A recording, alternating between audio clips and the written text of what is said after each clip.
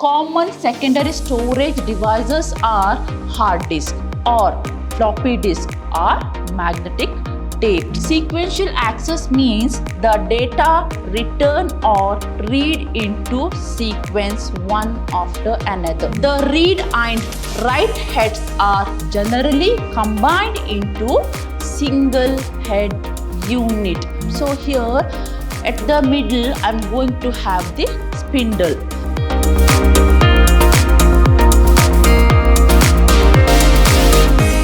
Hello to all, a warm welcome to my new session. I am Revati, Faculty, Department of Computer Science, Vidyashram, Pre-University College, Temple of Excellence, Mysuru. Today we are on the 8th session of second chapter and the chapter name is Input, Output and Memory Devices.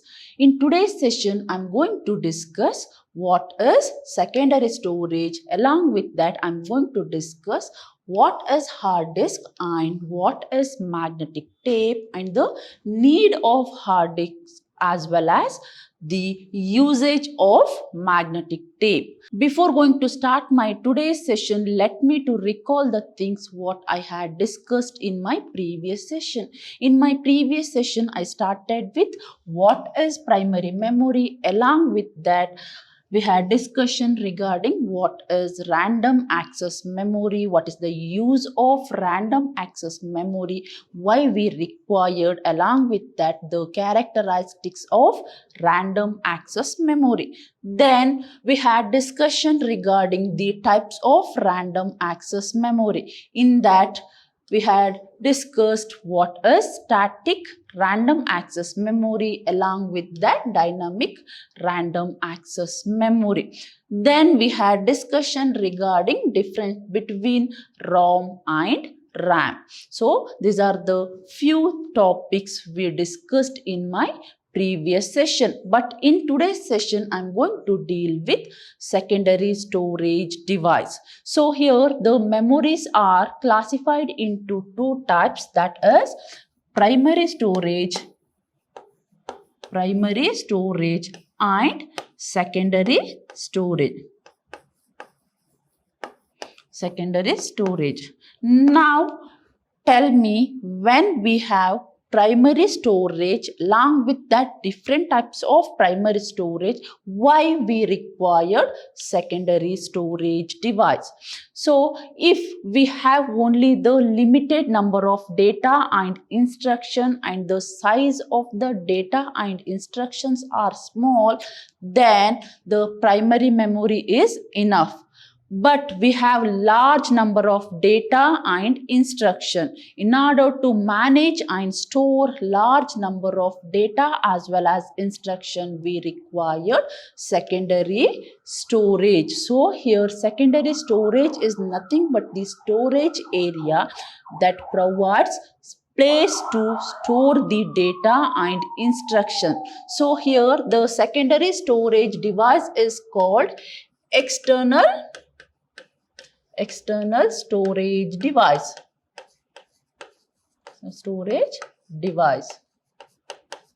So here the secondary memory is a program or data that are kept on a long-term basis. That means, suppose if you want to keep any data or information for a long duration, that time you can able to use secondary storage device.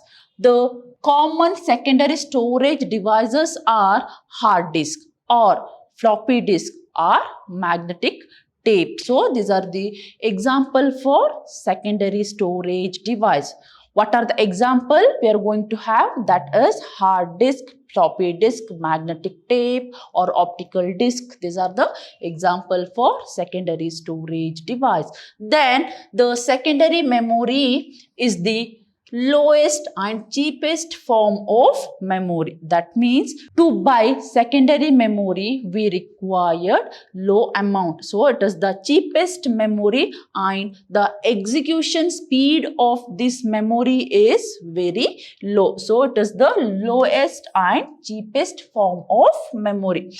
and we cannot access the data which is stored on the secondary storage device. That means whatever the data which is stored on the secondary storage device, the CPU cannot execute directly. That means suppose if the CPU want to execute the data which is stored on the secondary storage device, then the data must be brought into the RAM, that is random access memory first. Then only the CPU is capable to execute those data. Consider the example. Think that this is my secondary storage device and this is my primary storage device. Now I have txt1, I have txt2. These are the two files which I have stored in my secondary storage device. Now the CPU want to execute txt1 file, but this is stored under secondary storage device. So here the CPU cannot able to access text1 file. So what I want to do? I want to bring this text1 file to RAM. So here RAM is nothing but the main memory, txt1. Now the CPU can directly access the text1 file from the RAM. So it cannot be processed directly by the CPU. That means whatever the data or instruction I have that cannot be processed by the CPU directly, it must copy into the primary storage. So here primary storage is nothing but the RAM. Secondary memory device includes magnetic disk. So here the secondary storage device includes magnetic disk. So if I say magnetic disk, then it includes hard disk as well as floppy disk. Along with that, the secondary storage device includes optical disk such as CDs, then CD-ROM. Along with that, it also uses magnetic tape. So these are the some type of secondary storage device. What are the types of secondary storage device? That is magnetic disk, optical disk and magnetic tape. These are the three different types of secondary storage device. Secondary storage device is also called backup storage, or it is also called auxiliary storage. So here secondary storage is called backup storage, or it is also called by the name auxiliary storage. And the average time required to reach a storage location and obtain the content is called access time. That means how we can able to measure the access time of secondary storage device. So here the average, that is access time of secondary storage device, is measured in terms of average time required to reach the storage area. That means think that this is the memory location. So this is my secondary memory location. Secondary memory location, and I have file txt1. Now how to calculate the access time?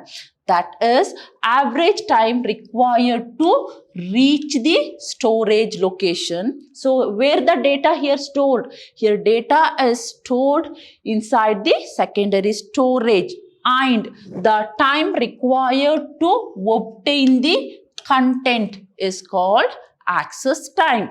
And the access time consists of seek time required to position the read-write head. That means along with that, the access time consists of seek time required to position the read-write head to a location, and transfer time required to transfer the data from one device to another device. That means here access time consists of seek time. So here seek time is nothing but the time required to position the read-write head to the location and transfer the required data from one device to another device. Moving further, we are going to have the two different types of access. That means here we are going to have two different ways of accessing data from the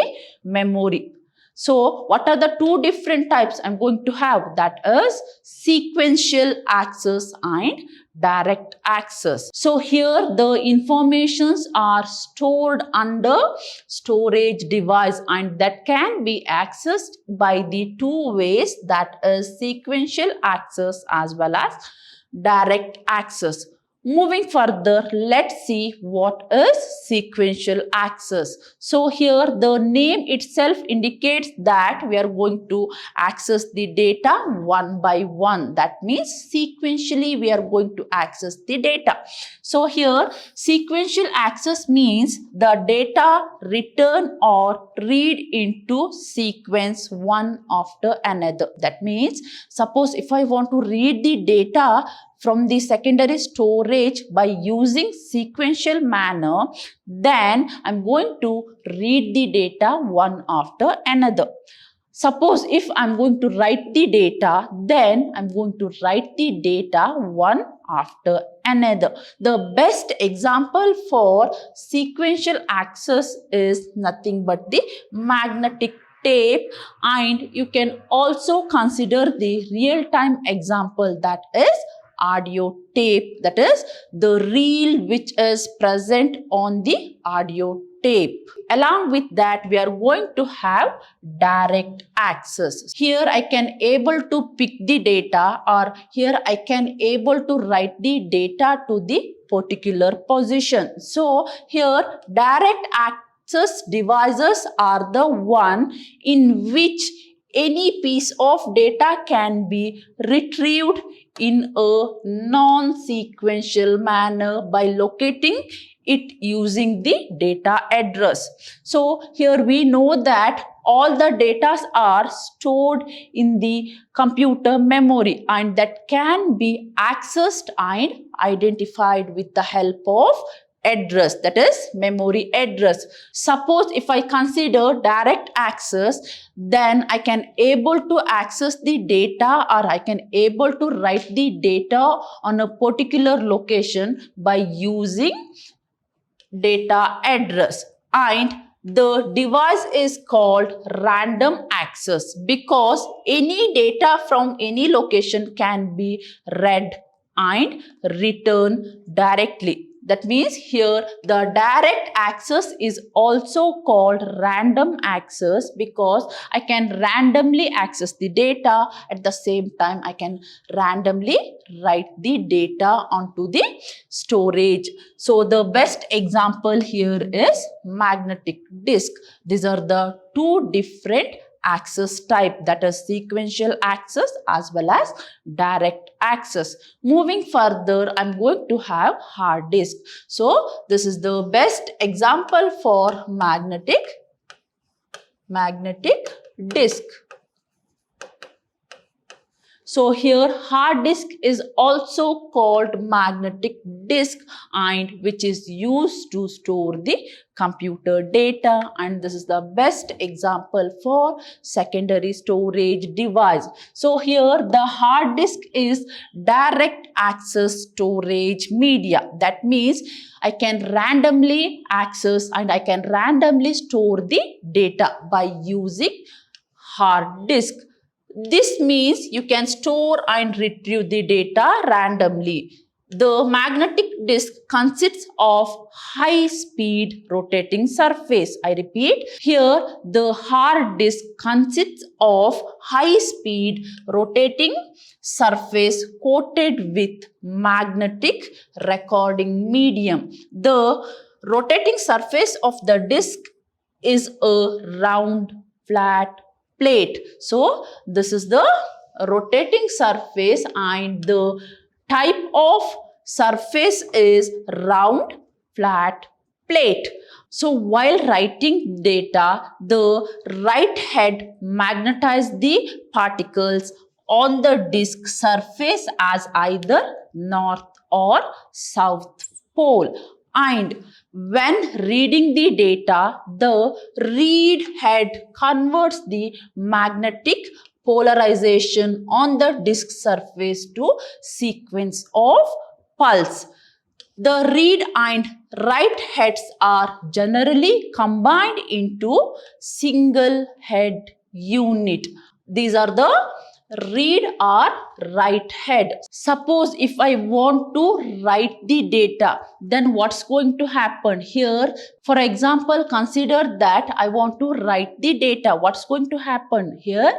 The write head magnetizes the particulars on a surface, whereas suppose if I want to read the data, what is going to happen?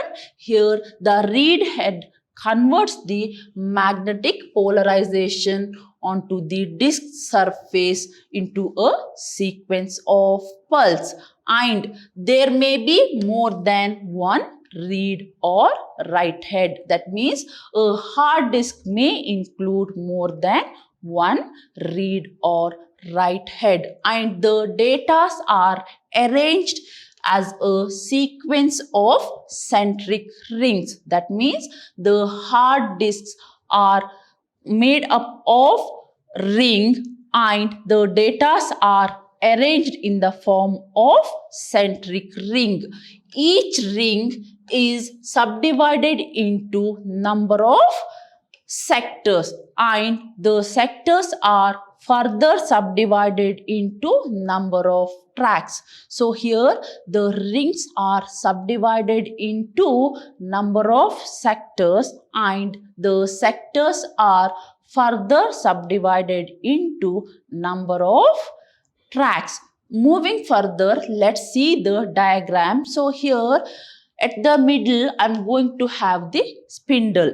So here the spindle is responsible for rotating or spinning the disc, whereas the rings are divided into number of sectors and the sectors are further divided into number of tracks, whereas these rings are treated as platters and we are going to have the axis arm. That means with the help of axis arm, I can able to read the data or I can able to write the data onto the disk. Here I am going to have read write head, and the smallest unit that can be written to or read from the disk are called sector. That means here the disks are divided into sectors. So what is sector? Here the smallest unit that is responsible for writing or reading to or from the disk is called sector. And so here once the read or write request has been received by the disk unit, there is a delay involved until the required sector replace the read write head, and this is known as rational latency. That means what is rational latency? So here rational latency is nothing but the delay involved until the required sector reaches the read write head. Whatever the delay we are going to get, that is called rational latency. And the storage capacity is measured in terms of number of tracks multiplied by number of sectors multiplied by bytes per second multiplied by number of read or write head. That means in hard disk the storage capacity is measured in terms of number of tracks multiplied by number of sectors multiplied by number per sector multiplied by number of read or write head. And each tracks is divided into number of sectors. The arrangement of tracks and sectors is known as format. That means here the tracks are divided into further smaller area, that is called sector, and the arrangement of sectors as well as tracks are called format, and the storage capacity is measured in terms of gigabytes per second. Moving further, I'm going to have magnetic tape. So this is also the example for secondary storage device, and this is the main example for sequential accessing of data. So here magnetic tape is the most popular storage media for large data. That means when you have large amount of data and you want to store your data, then you can able to use magnetic tape, which are sequentially accessed and processed. That means user can able to access sequentially and user can capable to process the data sequentially. And here the tapes are made by using thin tape. So this is the thin tape. And which kind of material here used? That is nothing but fine magnetic stripe. That means here the tapes are made fine magnetic stripes, and it is mainly used to store digital data. So when I say it is digital data, that is nothing but zeros and ones. And the tape itself is a strip